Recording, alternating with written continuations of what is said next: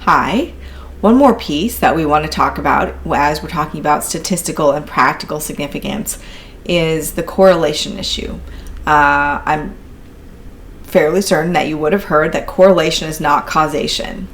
But what does this actually mean? And why is it one of the most important things that you need to think about as a data journalist? Because correlation and causation is a significant temptation and an issue and needs to be handled with care when you're a data journalist, as well as when you're a scientist or a policymaker or anyone else working with data. But correlation is not causation is particularly tempting to violate as a data journalist. And that is because correlation between two indicators or two variables is a statistical term that means when one of these variables changes, it's very likely that the other variable has a predictable change. Many variables are correlated. When the heat goes up, ice cream sales go up. Those two things are correlated. It's more likely that people buy ice cream when it's hot out. We've seen a correlation in our Tableau visualizations between the income of a country and the proportion of people in that country that have access to clean water. There is a relationship. When GDP goes up, the number of people in that country who have access to water goes up. That's a correlation. Causation is an entirely different thing. Causation means that a change in one variable is actually causing the change in the other variable. So if we go back to our example of when the temperature goes up, the sales in ice cream go up.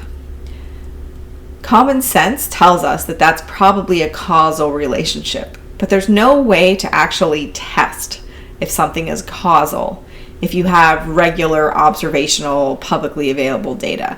If you have a randomized control trial or a strict scientific experiment, there are ways to talk about causality based on what the data can tell you.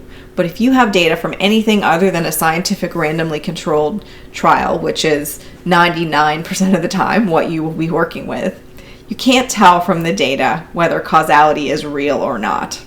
If we go back to our heat and ice cream example, when temperature rises, the percentage of ice cream sales is also rising. In an unrelated situation, we also find data that shows that when the temperature rises, the murder rate rises. People are more likely to murder each other when the temperature rises. If we look at these two datas together, it is common sense that these two things might be causing each other. A rise in temperature might be causing an increase in ice cream sales, and a rise in temperature might be causing a rise in the murder rate. However, if we take these two variables, they will also be correlated. So a rise in eating ice cream is correlated to a rise in the murder rate.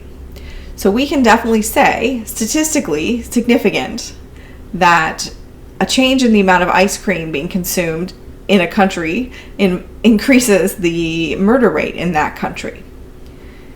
However, it's probably not causal. This does not mean that eating ice cream is actually causing the murders. There are many websites available today that have examples of hilarious correlations. The Nobel Prize and eating chocolate example is a very fun, enjoyable example.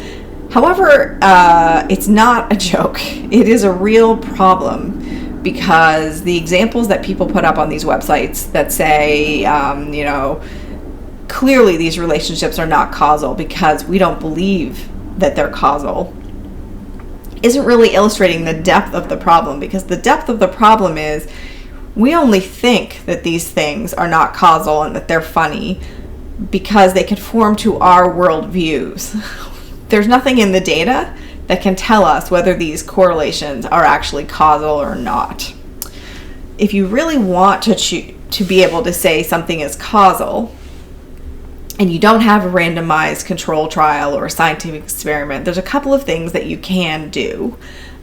You can show causality, or more likely support for causality, by showing consistency of association. If you collect data on two variables in a number of different settings from a number of different people, and they're consistently correlated, that makes you think this relationship probably is related and might be causal.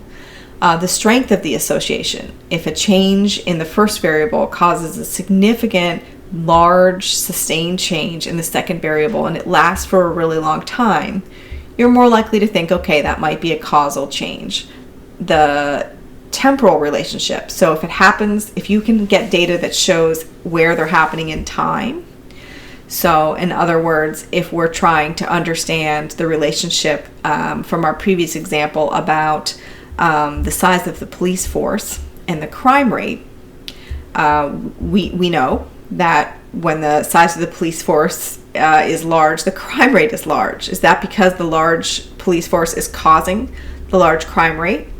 Or is the large crime rate causing the large police force? Or are they kind of iterative? So if we can see them over time, a temporal relationship, we can see that a rise in crime is causing a slight increase in the size of the police force, which is causing a slight decrease in crime, and then crime goes up again over time, which causes an increase in the police force, and then the crime goes down, and then maybe the crime goes down a little more, and then maybe they get money and they decide to invest in a different kind of police force.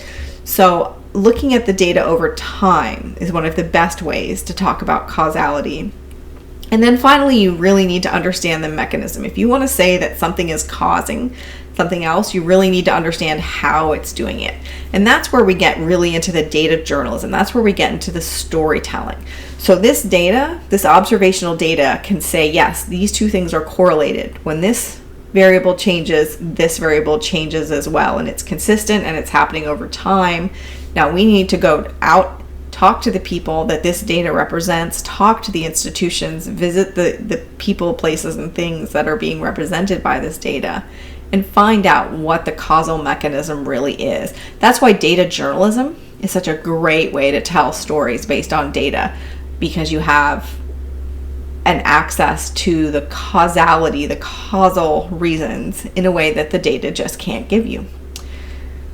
So statistical significance, practical significance, and correlation is not causation are three statistical thinking principles that you really need to kind of put on a post-it note next to your bed or next to your washroom, because you need to be thinking about them pretty much constantly if you want to be telling stories with data.